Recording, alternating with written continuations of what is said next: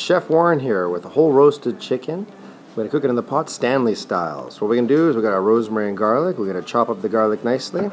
We're going to take the rosemary off the stick and chop it up so we get that all ready.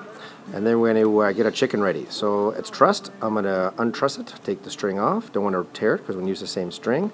And we're going to pull all the fat right off the chicken, right? Because we don't want that fat. So a nice little trick is what you do is you cut along the spine, the back of the chicken, right along the spine, and then the rest of the fat will just peel right off, which is quite easy. So we're just going to pull it right off. Let's give it a bit of a trim. So just cut that chunk right out of there, right along the spine. Got my chef's knife's nice and sharp, slices through anything. And then once most of that's pulled off, we get all the fat off.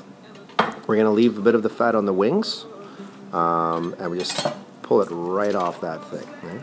And if you think about it, look at all this fat. We're getting rid of that. Healthier cooking, right? Cut down some of the additional cholesterol. So all the fat comes right out of there. A bit of a trimming around the legs, on the top of the breast, we just get that right off.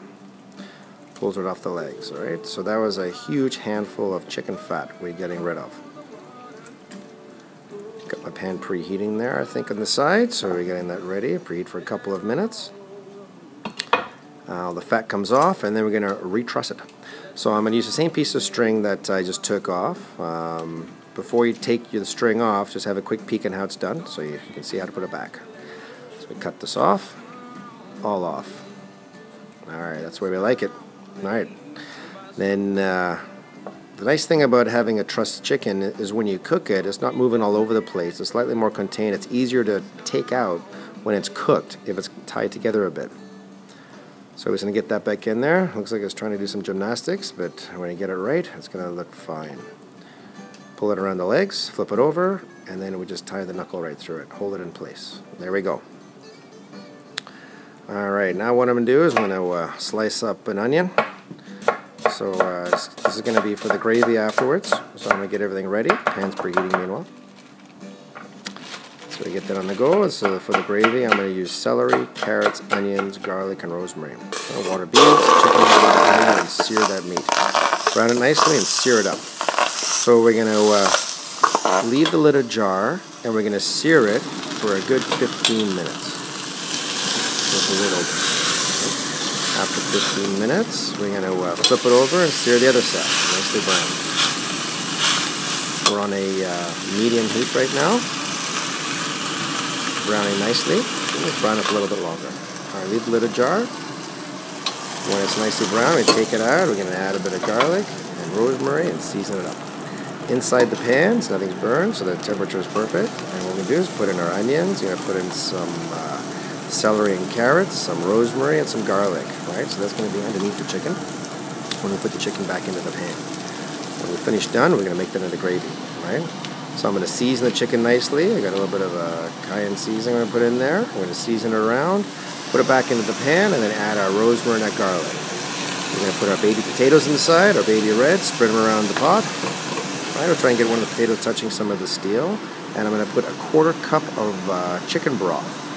Now, when you put the chicken broth in, don't pour it over the chicken because it'll pour all the seasonings, ingredients down. So you pour it down the side, put a 1/4 cup of chicken broth in there, right?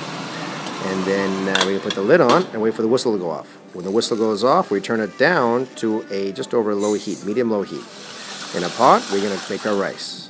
So my measurement today was a small bowl, so it's 1 bowl of rice, 1.5 bowls of water. We rinse the starch off, get that starch out of there, right?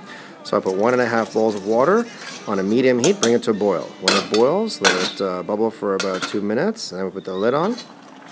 And that's bubbling away, and we put the lid on, and we're going to shut the vent and turn the stove right off. Alright, we can get this ready for Stanley cooking. So now we've been cooking here for about 20 minutes. I'm going to get my vegetables. We're going to put them right on top. I have here in my basket, I got broccoli, beans. We have some carrots, corn, broccoli stem, and cauliflower. I put a little bit of olive oil, extra virgin cold pressed olive oil. We're going to put that right on the bit of the broccoli and the cauliflower and the beans. I don't like the olive oil in my carrots personally. A frying pan upside down and the rice right on top. Energy efficient cooking. So now we're Stanley cooking. That's the way it should be done. Right, so we're going to let that cook for another 20 minutes. 20 minutes later, we're all good to go. Rice is ready. We get that on the side. Take a frying pan on. Vegetables are cooked nicely. All right, we're going to move that over to one side. Roasted chicken's done. Potatoes are done. That is dinner for two. Well, actually, this is really dinner for four tonight. But get our spuds out of there and get that on the side. And then we're going to get the chicken out of here as well. Alright, we get the chicken out, nice and juicy, not dried out.